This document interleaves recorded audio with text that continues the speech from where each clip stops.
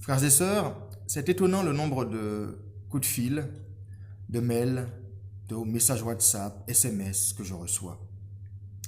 Nous voulons trouver des solutions pour rester ensemble et unis face à ce que nous traversons.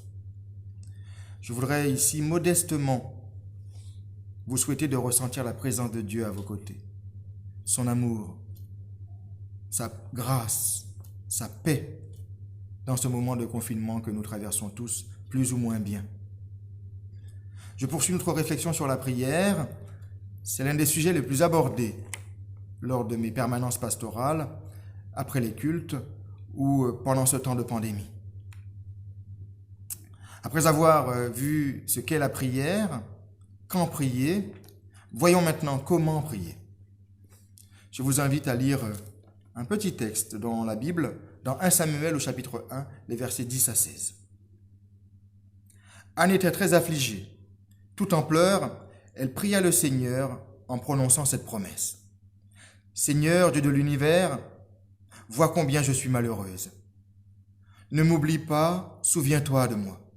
Donne-moi un fils. Je m'engage à le donner au Seigneur pour tous les jours de sa vie. Ses cheveux ne seront jamais coupés. » Anne pria longtemps devant le Seigneur, Élie le prêtre l'observait. Il voyait ses lèvres remuer, mais n'entendait aucun son, car elle priait intérieurement. Élie pensa qu'elle était ivre et lui dit, « Resteras-tu encore longtemps dans cet état ? Va faire passer ton ivresse ailleurs. » « Non, je ne suis pas ivre, répondit-elle. Je suis une femme malheureuse, mais je n'ai pas bu. Je suis ici pour confier ma peine au Seigneur, pour me répandre devant lui. Ne me considère pas comme une femme de rien.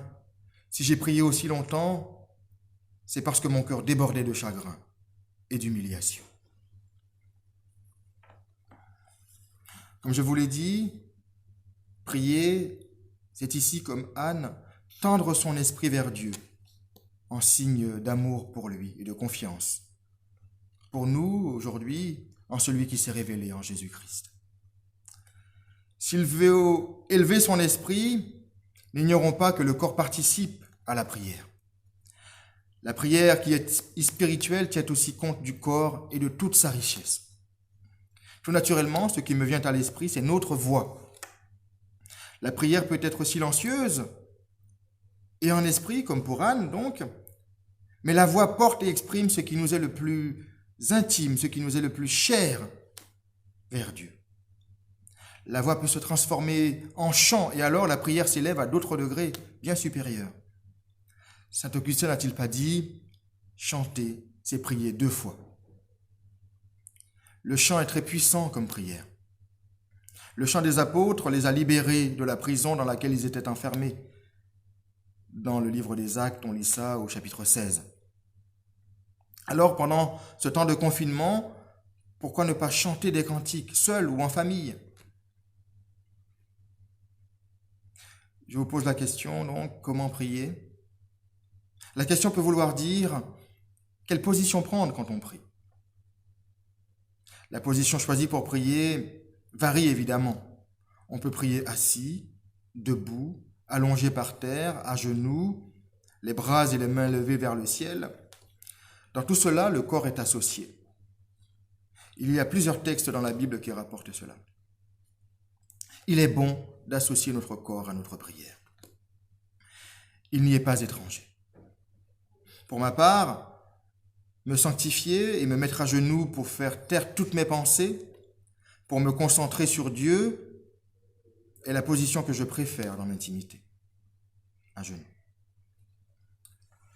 Comment prier seul dans l'intimité ou avec d'autres ? Cela arrange notre timidité d'entendre le Seigneur Jésus recommander de se retirer dans sa chambre pour prier.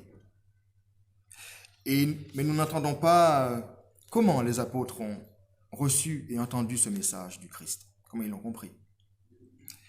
Eux se sont retirés ensemble, non pas chacun de son côté, mais ensemble, dans la chambre haute pour prier, pour choisir le remplaçant de Judas et attendre toutes les promesses de Dieu. C'est sur eux, réunis en prière dans la chambre haute, que l'Esprit Saint descendra. Comment prier? La question peut signifier que dire quand on prie?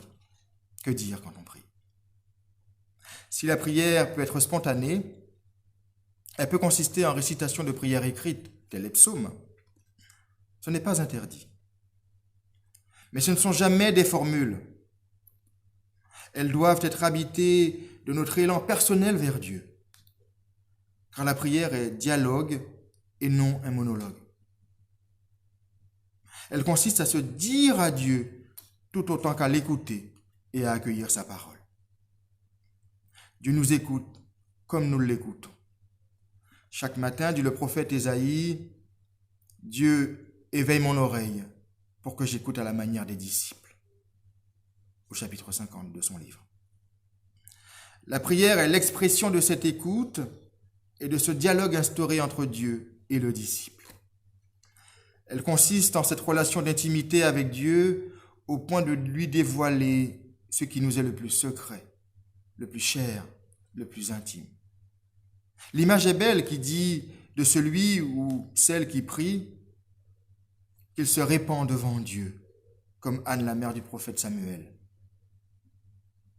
qui répond au prophète Élie, « Je me répandais devant le Seigneur. C'est l'excès de ma douleur et de ma contrariété qui m'a fait parler jusqu'ici. » À celui qui lui ouvre son cœur, Dieu fait de même et lui confie ses secrets, disent les Écritures. Les secrets du Seigneur sont pour ceux qui l'aiment et qui se confient en lui. Disons-nous au psaume 25, au verset 14. La conversation avec Dieu peut aussi être conflictuelle, voyez-vous, et de la part de Dieu et de la part du croyant. « Venez, plaidons », dit le Seigneur en Ésaïe 1 au verset 18.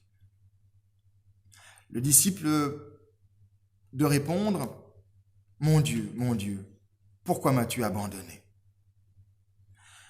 Oui, la prière, c'est oser se dire à Dieu comme lui se donne à nous, pour faire route ensemble. Son désir de faire route avec nous est plus grand que le nôtre. Même si parfois nous devons insister pour être entendus. D'ailleurs, l'Évangile nous enseigne de ne pas avoir peur d'insister. Le Seigneur Jésus dit à qui veut l'entendre d'importuner Dieu sans relâche, dans Luc au chapitre 18. Je crois que le moment est bienvenu. Importunons Dieu avec nos prières incessantes pour trouver le moyen d'en finir avec le coronavirus et avancer vers le monde nouveau que Dieu promet. Avec Dieu, on peut regarder toute situation autrement, toujours dans l'espérance du renouvellement. Prions.